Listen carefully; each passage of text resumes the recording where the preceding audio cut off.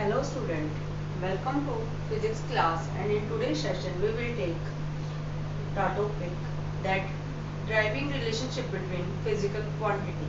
किसी भी physical quantity के लिए relationship किस तरह से drive कर सकते हैं हम वो देखिए। अब आपका जैसे t equals to 2 pi under root L by G time period का फार्मूला है, काइनेटिक एनर्जी का हाफ mv स्क्वायर है। तो ये फार्मूले कहाँ से आए हैं आपके डायमेंशनल एनालिसिस। किससे आए हैं बेटा? Dimensional analysis. अब क्या है क्वेश्चन?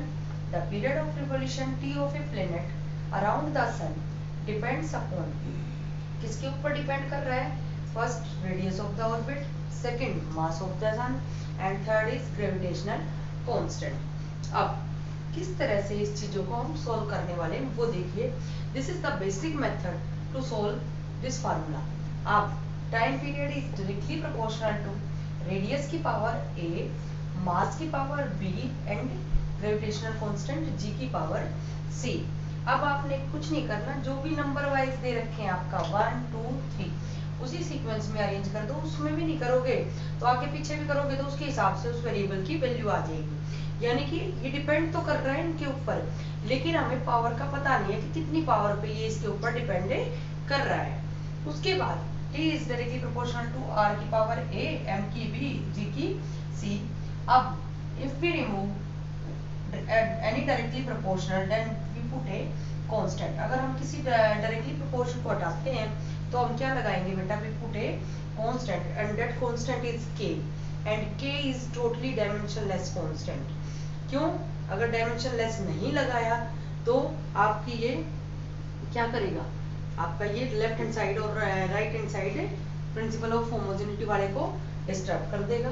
ठीक है, तो आपका के क्या है? Dimensionless constant. अब लेफ्ट हैंड साइड में आपका m0 l0 t डायमेंशन फार्मूले डाल दिए। लेंथ का क्या होगा? l, मास का क्या होगा? पावर b और ग्रेविटेशनल कांस्टेंट का हम देख चुके हैं क्या होगा डायमेंशन फार्मूला आपका? m-1 l3 t minus 2, m-1 l3 t minus 2c। अब l की पावर a, m की b, m की माइनस c, l की 3c, t की माइनस 2c। अब उसके बाद लेंथ वालों को एक तरफ में करो, मास वालों को कंबाइन करो।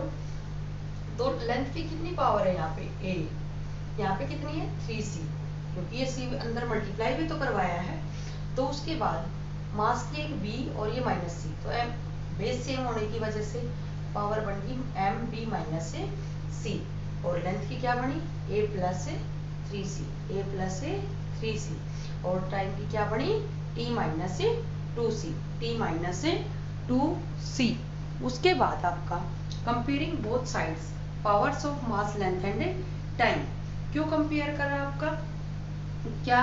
क्योंकि जो डायमेंशन फार्मूला उधर मास का होगा, ये लेफ्ट हैंड साइड में जो होगा राइट हैंड साइड में भी वही होना चाहिए, क्योंकि हम प्रिंसिपल ऑफ होमोजेनिटी पढ़ चुके हैं। और वो प्रिंसिपल क्या बोलता है?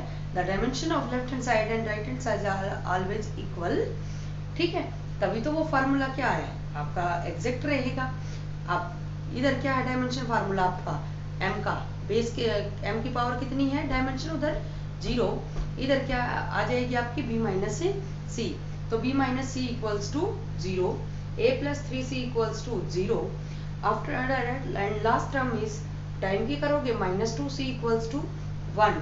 अब माइनस 2c है, माइनस क्या है?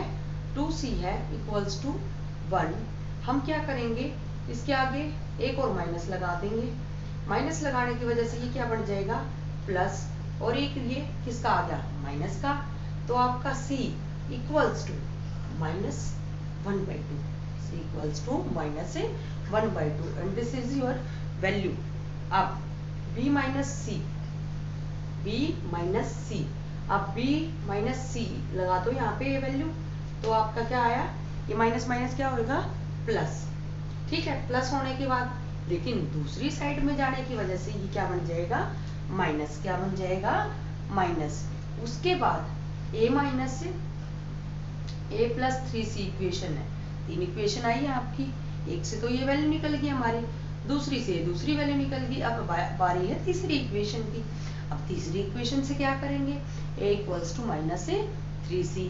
अब c की कितनी वैल्यू आई बेटा यहाँ ऊपर, माइनस ए 1/2। अब -3 इंटू माइनस से हाफ, तो आपका क्या आ जाएगा, +3/2, +3/2। अब किस में डालोगे, putting this values in equation 1 के अंदर डाल दो, तो t इक्वल्स टू k, r की 3/2, और ये वैल्यू आ गई आपकी, सारी वैल्यू वहाँ पे अरेंज कर दी। उसके बाद if you want to calculate square of time period, तो स्क्वायर ऑफ टाइम पीरियड करेंगे, तो आपका क्या आएगा, T square equals to k r³ m3 g की माइनस से 3। क्यों, क्योंकि ये आपका स्क्वायर होने की वजह से इसके स्क्वायर सारे की, क्योंकि यहाँ पे स्क्वायर अप्लाई करोगे, यहाँ पे 2 मल्टीप्लाई होएगा, यहाँ पे भी 2, यहाँ पे भी 2, और यहाँ पे k का भी क्या बन जाएगा, स्क्वायर। और ये तो एक क्या है, कांस्टेंट है, ये तो क्या है, कांस्टेंट। अब r क्या है,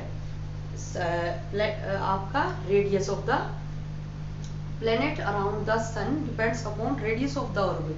तो रेडियस ऑफ द ऑर्बिट क्या रहेगा आपका, ये वेरी कर सकता है, लेकिन मास और g की वैल्यू क्या रहेंगी, कांस्टेंट।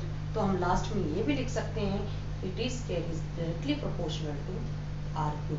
अगर कोई ये प्रूव करवाना चाहे कि T square directly proportional to r³ कैसे आएगा, तो इसी फार्मूले को थोड़ा सा मॉडिफिकेशन करके आएगा आपका, क्योंकि m mass of a planet क्या रहेगा, कांस्टेंट, ग्रेविटेशनल कांस्टेंट भी कांस्टेंट है और k स्क्वायर भी कांस्टेंट है, तो डायरेक्टली प्रोपोर्शनल टू r³।